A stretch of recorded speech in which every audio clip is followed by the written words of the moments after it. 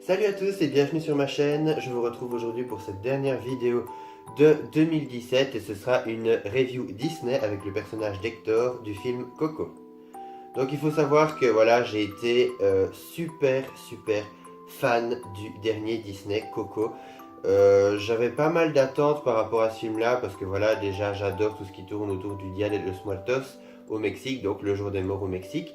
Et c'est vrai que j'avais pas mal d'attentes, mais aussi assez d'inquiétude parce que tout le monde se disait ah bah oui, c'est quand même bizarre, DreamWorks ça fait la légende de Manolo peu de temps avant, et je me disais ouais bon, si Disney copie la légende de Manolo, bah ça me plaisait pas énormément, mais en même temps bon, je me suis dit on prend un thème comme la fête des morts au Mexique, c'est comme les films de Noël si on va par là.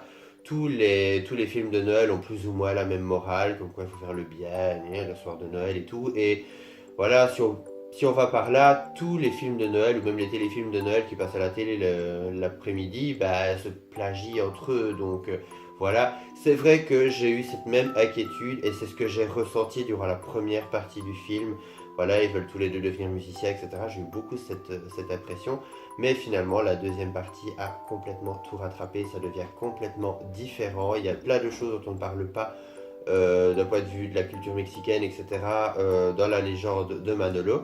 Et justement, j'ai adoré Coco. Franchement, pour moi, il est au même niveau que Là-haut, qui est vraiment un film que j'avais adoré. J'adore les films Disney Pixar, mais alors franchement, Coco m'a encore fait décoller. J'ai vraiment adoré ce film.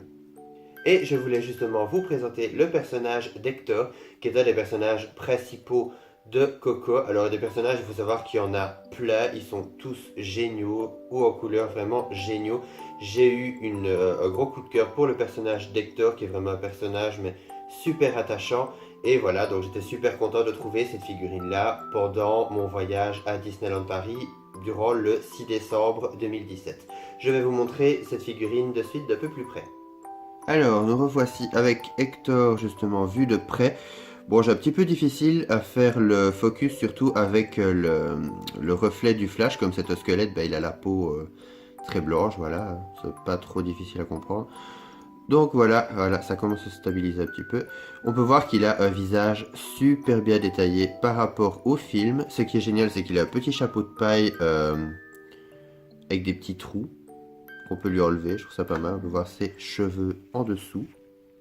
Je trouvais ça assez sympa. Alors pour ce qui est de son visage, il a les yeux bruns entourés de noir, donc vraiment pour faire le côté orbite vide de squelette. Il a également des dessins sur le visage qui représentent donc les dessins des crânes de la fête des morts. Ça donne plutôt pas mal. On peut voir également qu'il a une petite dent en or ici sur le devant, voilà. Ce que je trouve plutôt sympa. Un petit détail sympa, je trouve qu'il est vraiment bien détaillé.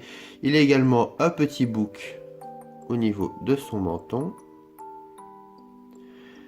Alors on peut voir là qu'il a un petit foulard autour du cou. Il a aussi une ancienne chemise, apparemment c'est une ancienne chemise à longue manche mauve qui est un peu destroy. On voit bien qu'il a une manche en moins. Alors ce qui est génial, c'est que regardez un peu la cage thoracique. Franchement, je trouve que c'est génial. C'est vraiment tout creusé. Il est vraiment creux. C'est vraiment un squelette, quoi. Donc c'est vraiment super cool. Il a deux petites bretelles brunes rattachées à son pantalon. Parce qu'à mon avis, son pantalon, il doit le perdre souvent. Il n'y a pas grand chose qui peut le... Voilà, on va dire qu'il a plus de fesses pour le retenir. Hein. Ça se voit quand même. Il a également une petite bourse en cuir. Ici en faux cuir. Il a également des cordes autour de son pantalon. Encore une fois, pour ne pas le perdre, à mon avis, il multiplie les efforts. Donc on arrive justement à son pantalon qui est lui aussi bien destroy. Donc il a carrément une jambe en moins. Ce qui lui fait un short d'un côté et un pantalon de l'autre. Il a un trou au niveau du genou. Là, on peut voir ses genoux de squelette. On peut voir également qu'il a des petites parties de ses os qui sont rapiécées, qui doivent se fêler et s'abîmer avec le temps. Voilà. Il a également ça au niveau de son bras, juste ici. Donc si j'arrive à faire le focus, voilà. Alors, ce qui est super sympa avec cette figurine, c'est qu'elle est vraiment super articulée de partout. Maintenant bon, elle n'est pas très stable parce qu'elle est assez maigre et rec. Le chapeau, il pèse déjà une tonne, alors bon, il est tombé déjà pas mal de fois avant que je ne me mette à filmer. Il est articulé au niveau de la tête. Voilà, il y a une boule au niveau de sa tête. On peut le faire bouger et incliner sa tête. Au niveau des bras, au niveau des coudes, j'avais oublié le mot, au niveau des mains et également au niveau de la colonne vertébrale. Donc on peut voir ici qu'il a une petite rotule articulée juste là. Donc vous pouvez le courber un peu plus, le faire plus rablé ou pas. Au niveau des jambes, donc il peut les écarter et faire d'avant en arrière. Au niveau des genoux, qui peuvent plier quand même assez loin. Et au niveau des chevilles. Donc il est pas mal articulé, c'est vraiment super. Autre chose de génial avec cette grande figurine, je vais pas lui remettre son chapeau sinon il va encore se manger la table. Autre chose de sympa, c'est sa guitare, donc qui est chantante. Quand on appuie ici,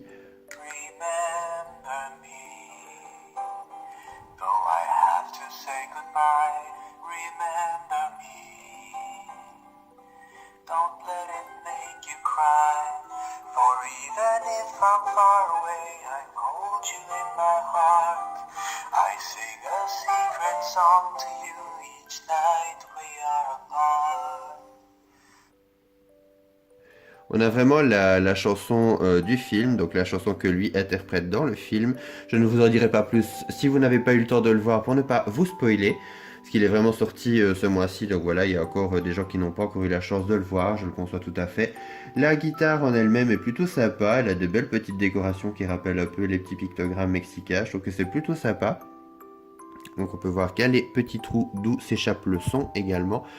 Et juste derrière, on a donc un petit bouton. Ici, la chanson que je vous ai présentée, c'était la version démo, donc celle qu'on peut faire aller une fois qu'il est toujours dans la boîte. Et vous avez également une version plus longue, donc où la chanson est complète. Maintenant, bon voilà, je m'étais dit que pour la vidéo, ce serait peut-être un petit peu long. Alors, pour ce qui est de la boîte, voilà, je vais le coucher pour ne plus qu'il tombe. On a une boîte assez sobre et assez simple de chez Disney Store.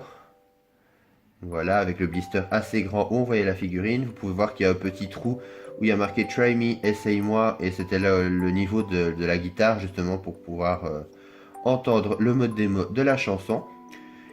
Il y a marqué ici qu'on prend la chanson Remember Me du film. On a une image de Miguel, donc le personnage principal du film. Hector, figurine chantante avec un joli petit crâne. Je trouve qu'il a une bonne petite bouille celui-là. Alors juste au-dessus, on a Coco. Et le logo Disney Store et Disney Pixar. Alors pour le reste, voilà, sur cette tranche-là, je trouve par exemple que la boîte est magnifique. J'adore les dessins de la boîte. Je trouve qu'ils sont vraiment super beaux. Avec le logo Disney Store et le logo Coco, encore une fois. J'adore vraiment les couleurs et les dessins de la boîte. Derrière, on a l'image d'Hector et le blabla habituel. Et donc, sur le côté, on a la continuité du blister, le dessin comme de l'autre côté. Pareil au-dessus et en dessous, voilà, du blabla sans grand intérêt. Donc voilà, une boîte assez sobre, mais bien décorée quand même.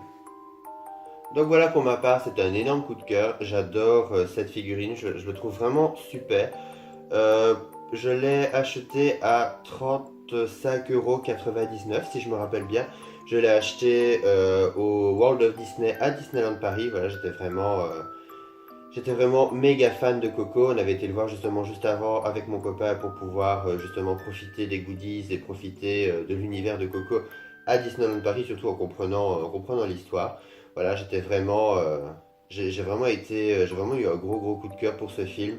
N'hésitez pas à aller le voir, c'est vraiment un très chouette Disney Pixar.